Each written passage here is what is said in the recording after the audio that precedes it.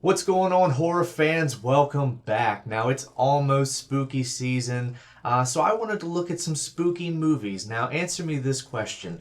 When you turn on a horror movie, you usually like a little appetizer, right? Usually like a little tease, show me what you're working with. Don't show me too much, but get me invested, get me intrigued.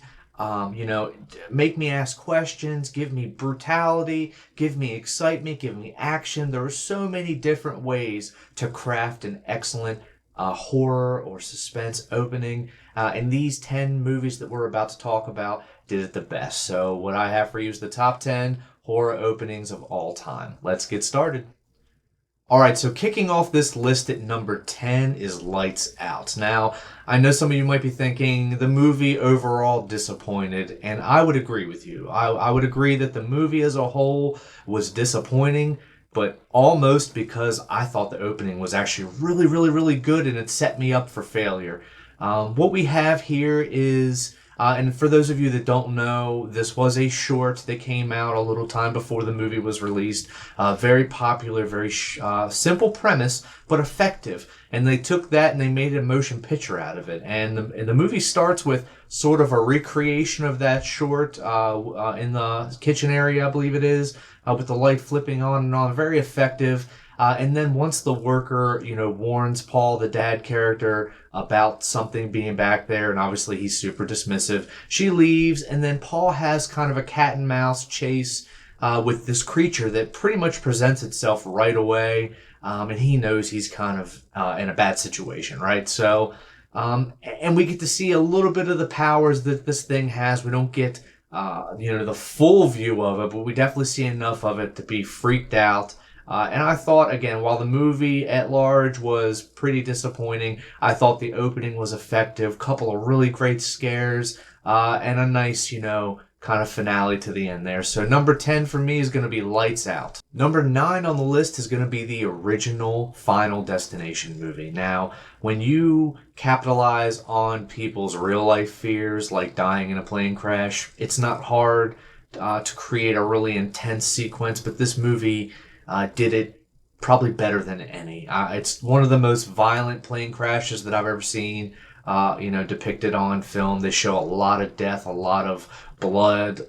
There's fire. The side of the airplane rips off and people are blown out. So it's a really intense sequence. It starts off really calm. The music, the score, fills you with a sense of dread before they even get on the plane. And then there's all these really uncomfortable things going on. Babies crying, the asking to change seats. If you're a socially, kind of antisocial person, that could be a really uncomfortable situation. You don't want to upset your friend. So there's a lot of really uncomfortable things happening before the plane even takes off. And then you have the entire plane crash sequence. So it's beautifully done. You could have picked any one of the Final Destination openings. Really, they're all really well crafted in their own way. They get more ridiculous, in my opinion. I think the first one's really good. The second and the third are also really good. But I figured I'd stick with the first one since most folks are afraid of planes. So, number 9, Final Destination. Number 8 is going to be The Ring. People have forgotten how creepy this movie was when it first came out. There's a reason it made so much money. There's a reason that it spawned so many imposters. And it's that it was effective, especially the opening. If you remember, they don't show much of anything. This movie is a masterclass in how you create suspense, a la Jaws, without showing your monster, without showing anything, but you fear for these people's lives. You're terrified for them, and it's just a TV coming on and on. Static, a slight ripple in the screen here and there, but for the most part, and then obviously the famous when she walks in the room, the pan up into her face, but they don't show anything. It's a very well executed scene. The music. The score, everything there, just enough, not too much, but you really, really feel terrified for both of these girls and their ultimate fate. And it also sets up all the exposition right off Jump Street. So you hear the story of the tape and what it does and what it can do. So it's an effective scene, and it gets right to it. And again, it gives you a nice little tease gives you kind of the tone of what the movie's going to be like, and it really sets you up for success. I thought the movie was great back in the day, and I really still do love the opening. So number 8 is The Ring. Number 7 is going to be It. Now, I picked the 2017 remake over the miniseries. The miniseries did it good, great, but with a bigger budget, the movie was able to enhance some of those moments. The score is really, really well done. The entire prelude at the house, you have a wonderful little kind of fake out scare in the basement before you even get to the sewer. And then you have Bill Skarsgård's masterful performance. Now, Tim Curry was amazing in his own right, but this, it was truly terrifying. There is no laughing bits about this. Is not funny or cute. He is menacing. He is terrifying. And then obviously you check a lot of boxes with people's fears, with somebody down in, unknown forbidden areas. And obviously children in peril is something that's really touchy for people. And you see it. There is no imagining what happens to poor Georgie. We see it happen, and then he gets ripped down into the sewer. So it's a tragic ending. But what a phenomenal way to really show that these children are actually in peril. This is not going to end well for everybody. So I have to give love to It, and it's number 7 on my list. All right, at number 6, we have Jaws, another equally iconic opening. Now, everybody's familiar with the setup. We have a young woman and a man sitting by a fire. They've run off. They've had some drinks. They go skinny dipping, only the man never quite makes it out. The woman is alone out in the deep water, and we watch as Jaws comes up from below. And then what we have is the most bloody and visceral and violent opening in the history of cinema. Only it's not, because it all happens underwater. But what we can imagine happening to her is worse than they probably could have showed us, because at that time it would have looked fake. So, but we're able to imagine the horrors, and we don't actually see it.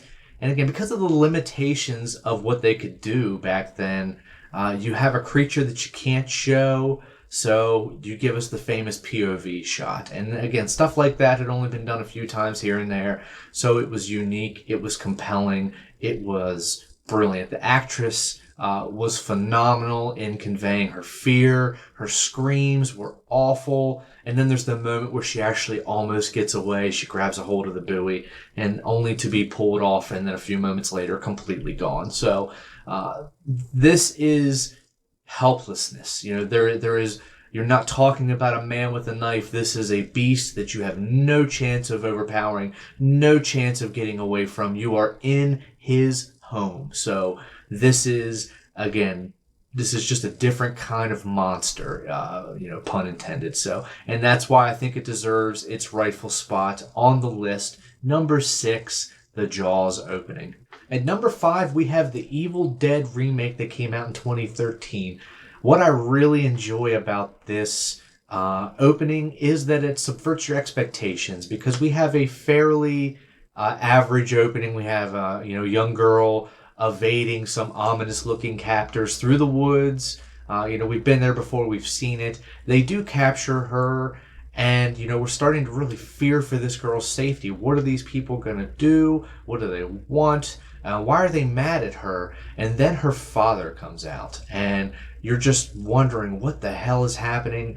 Why is he about to burn his, daughter at the stake? If you're familiar with the franchise, you probably know what's going on. But for those of you who don't, when she transforms into the Deadite, it really shocks people. It still shocked me, and I kind of figured it was coming. It was still a really effectively shot opening. It's scary. The music, the sound is great. The performances are compelling, believable, and I think it's very, very well done. So it deserves the number 5 spot on my list of scariest openings in any movie. Number 4 on my list is going to be the 2007 sequel, 28 Weeks Later. Now, what I really like about this opening is that it lulls you into a false sense of security. Everything seems really nice. You see these survivors. You can tell things have kind of went sideways with the way they're talking, but they're otherwise safe, or so they think, until a young boy shows up, and they allow the young boy to enter. There's a pretty tense scene there, but they allow him in. They think they're okay, and then the infected break in, and things go from super peaceful to really, really crazy, really fast, and nobody's safe. You have men, you have women, you have children, elderly. They are all getting destroyed, and the main guy ends up actually leaving his wife and that's random child behind to save himself. So it's a really, really nuts scene. As he's running from the house, he looks back and sees them in the window before they get munched. And then as he's running towards the boat, you see some of the infected coming over the hill. It's a really, really cool shot, how they do it, not quite in focus. And then a really harrowing escape. So you want to talk going crazy from the start, after, slow build. This is how you do it. This is the best that I've ever seen. Very, very close to like 2004 Dawn of the Dead, and that will be an honorable mention. But I think this movie did it so much better, so it deserves the number 4 spot. If you haven't seen this movie, go watch it and buckle up because it starts a hell of a lot of fun. All right, number 3 is going to be It Follows. Now, if you haven't seen this movie, you need to stop and go watch it right now. I'll give you a second. Okay, if you're still here, you've seen the movie, and you understand what's going on. We understand what's going on now, but the first watch, you have no idea. We have a girl who is obviously terrified of something, but she has a neighbor who offers her help. Her father steps out and offers her help, and she seems uninterested in doing anything but getting out of there. So she gets her car, gets to the beach. You have the scene. I think it's a beautiful shot of her sitting on the beach with the headlights on her. And you just have this eerie feeling that something terrible is going to happen, but we don't know what. And then you cue to what happens to her the following day with her dismembered body all broken up. And it's just horrific. It's sudden, it's jarring, and we don't have any answers. We don't know what's going on, but you just know that you're in for one hell of a ride as we find out. So it's a kick-ass movie. It's a kick-ass opening, and it's number 3 on my list. Number 2 is Halloween, the original from 1978. Now, obviously, John Carpenter knows how to create suspense, and he showed it with this expertly done POV shot where you start outside the house, creep up, so you have that kind of uncomfortable voyeur-esque feel to it. Nice sound design as we watch these 2 young people engage in the quickest foreplay and sex I've ever seen on film. But anyway, it's so we can get to the goods. Obviously, they go upstairs, the guy leaves, we watch, again, POV from the killer's eyes, or we don't even know this is the killer yet, but from somebody's eyes, as we creep around the house, and then they grab the knife, and we know something bad is about to happen. And we watch as he goes up the steps and kills the woman repeatedly. Stab, stab, stab. But they don't show too much. We just know what's going on. She's screaming. We show her there sprawled out over the floor.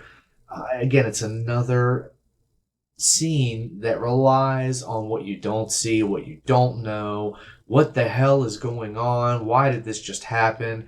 And then we go walk down the steps, and then there's the reveal that it's a 6-year-old boy who just stabbed and killed his older sister. And then, everything freezes, and we have the pan back shot as everybody, including the audience, is just frozen because we've never seen anything like that before. Certainly not in 1978, and not the first time that I watched Halloween. So it deserves its rightful spot at the top of the list, or close to the top of the list. The original Halloween has one of the greatest openings of all time. It's still scary, it's still effective, and it tells you everything you need to know about the killer, Michael Myers. But the number 1 horror movie opening of all time is, of course, the beautifully done Scream from the original 1996, Wes Craven's masterpiece. I'm not saying Freddy is not, but for me, Scream saved horror. It got me just so invested. I was already a big fan of the big 3, but Scream just really got me into horror on another level, and I think Wes Craven just crafted a perfect scene from start to finish. It starts so innocent with a phone call, even flirty at times, but it quickly turns sinister Obviously, Roger L. Jackson's voice acting is superb, and just the fact that you kill off Drew Barrymore, who at that time was probably the biggest star in the movie, probably about it, and you kill her off in the opening sequence. Nobody saw it coming. Everybody expected her to get away, and they even have a sequence, part of the sequence where she almost gets away. So it's especially heartbreaking. It's still tough to watch. Every time I turn it on, I'm begging for her to run just a little bit faster, for her parents to hear her, see her. It's just incredibly painful. And then to have her, sprawled out for her parents to find, it's just icing on the cake, the cherry on top. It is the most perfect horror opening of all time. You get slow burn, you get gore, and again, masterful voice work and acting by both leads. So this is the creme de la creme, the best of the best, and it's my number one. But it's just my list, guys. This is all just my opinion. So comment down below. Please let me know your opinion. I want to hear it. I want you to tell me where I'm wrong. Tell me about the ones I've missed. Maybe I haven't seen the movie. That's even better. I'll go back and watch it. But y'all, thank you so much for watching. It's been a blast. We're back out of summer, so I'm back in full force. I'm going to be making videos way more frequently than I have in the last couple of weeks. So I'm looking forward to it. Thank you all very much. Have a great day. Take care. Stay spooky.